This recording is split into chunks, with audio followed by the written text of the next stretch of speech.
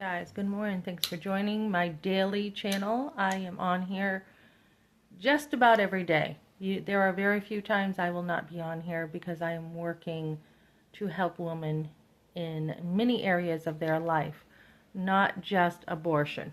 So, what do I want to talk about today? So I usually have like a million things that fall into this category of pro-life and abortion. So, it keeps my topics ongoing. So today, I want to talk about my experience healing from abortion. I have a business meeting, guys. I'm not sure if I'm going to keep my hair like this or not. Um, Probably not because I feel like it looks too kind of, um, let me see, too not maybe businessy, not maybe serious enough. Okay, so I talk on my channel here about, let me just comb my hand through it and I'll be fine. I talk a lot about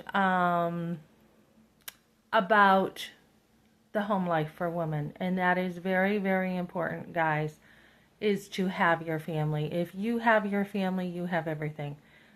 Ideally, ideally, and this is what I'm talking about here, you should be able to have a man in your life who takes care of you. He is the provider. He is your protector, your leader, your lover after God, okay? Now, I watched some videos last night about women who are homeless, and I'm like, what is the common thread with all these women? And this was just women who are homeless, okay? And the common thread is they've got a man in their life that they can't let go of. They've got a man that they um, has mistreated them in some way. They've gone through a lot of drama in their life. They've gone through one challenge after another, and they cannot keep up with all the drama on the street. Um, I was watching this like video of this beautiful woman. She was modeling, absolutely like perfect looking, and now she's on the streets. And the stark contrast is so sad. So, so sad. It's like, what in the world happened to this woman? Seriously, guys, I forget her last name, Lonnie something. And she was like perfect looking. And I'm like, what happened? So now you see her filthy. She hasn't taken a shower in a year, she says.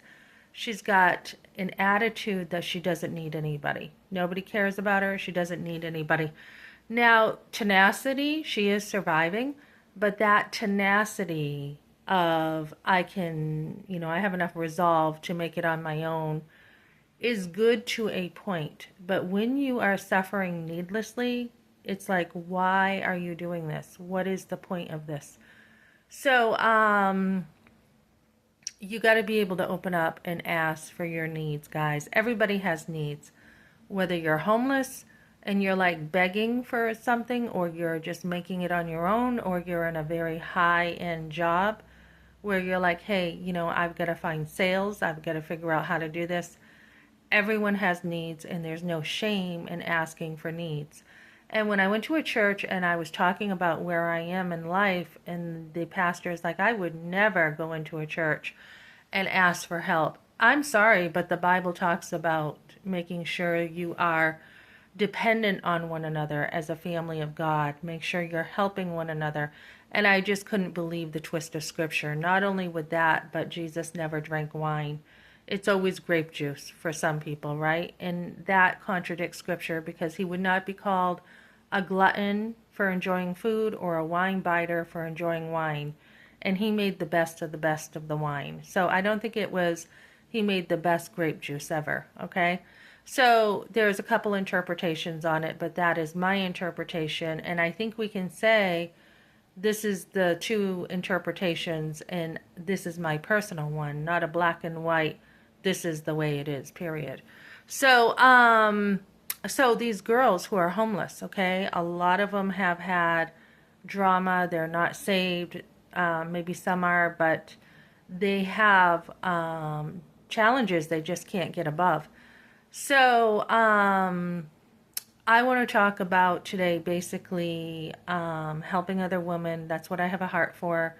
I've got 2 meetings today. No, three meetings. And I'm looking to put in a scholarship for my business to help me even more. So, guys, when you have other women, now I've talked about women in the home, okay? Family support is huge. You need to be able to have a husband, that you can trust, who takes care of you. A lot of women feel like it's their job to take care of the man. He needs to take care of you. Do I believe in a man being totally dominant over a woman? It does talk about men being in leadership, but dominance does not have to be part of that. You're both equal before God. There should be different roles, but not a man like totally controlling you, okay? Um, so anyways, we've got my story where I've shared, okay, here's been an abortion and how did I heal from that? And then not only do we help women who ideally the role of a woman is to be in a marriage, not single woman, but married woman, and to have children. We talk about Planned Parenthood. Why? If you love your husband, why would you not want as many children as you can have together? There's only a short time that you can have kids, guys. So every time I look at my sons, I see both of us in my sons, and that is a gift and it's precious. So ideally, women are meant to be women who look, at the home. Does that mean that you can't have women who are educated? No. So I think as children grow older, you can be educated, you can have a lot more in life. I do support women getting educated. I really do. So we go from these women who are homeless who need to invest in themselves more. And I think I was talking to someone yesterday, and many times when you go through a divorce or something, you do feel like you are a failure. And she commended me on investing in myself. You want to invest in yourself highly, guys. And even when you're home, and I homeschooled, I was reading. I was going to church. I was trying to figure out theology. I was reading books about homeschooling. I was constantly investing in myself. And I think that is the difference from women who are very successful to women who are not. They invest in themselves. They're around other women who invest in themselves.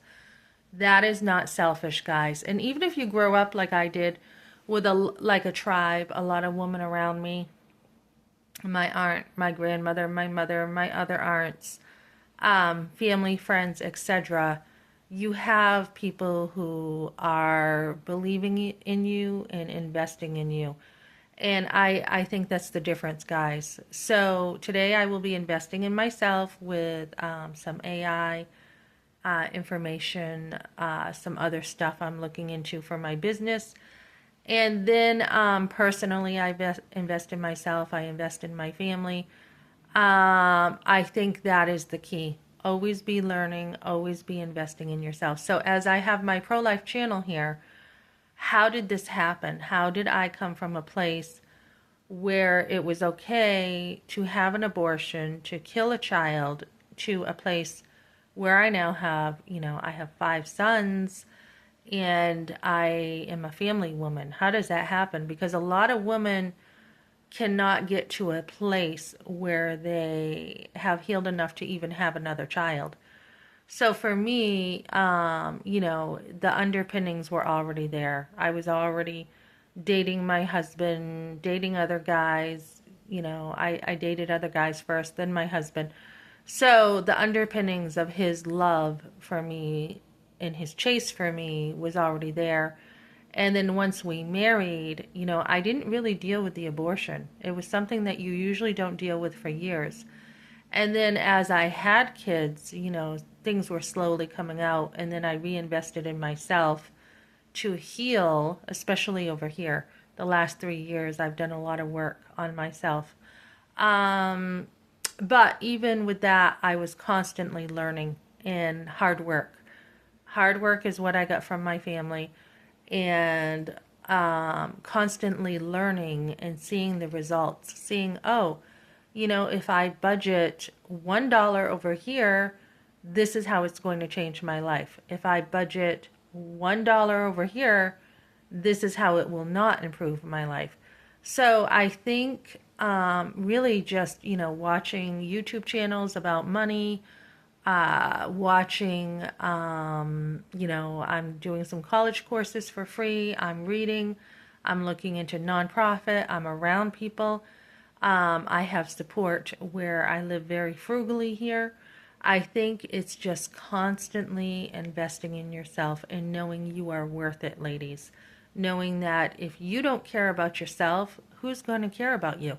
And this woman on the street who was absolutely perfect looking, I said, she dropped from grace big time, and people have tried to help her, and she can't be helped because she doesn't want it.